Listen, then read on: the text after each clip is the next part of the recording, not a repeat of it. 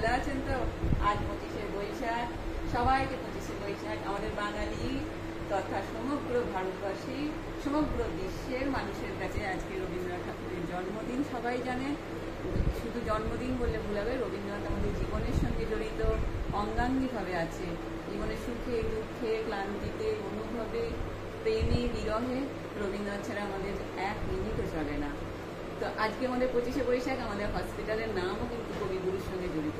তাই আমাদের হসপিটালেও কিন্তু কবিগুরুর নামে একটি ছোট্ট প্রচেষ্টা করা হয়েছে, তার উদযাপন করা হয়েছে।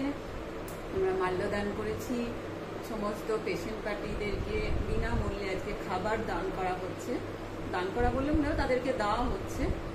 তো আমরা সবাই খুশি, আমরা স্টাফরা, যারা ওনার আছেন, সবাই মিলে একসঙ্গে ছোট ছোট করে অনুষ্ঠান করে কবিগুরুর পথ চলার পথকে আমরা আরও বেশি এগিয়ে নিয়ে যেতে পারবো, এরকম একটা অঙ্গীকার করার চেষ্টা করি সবসময়।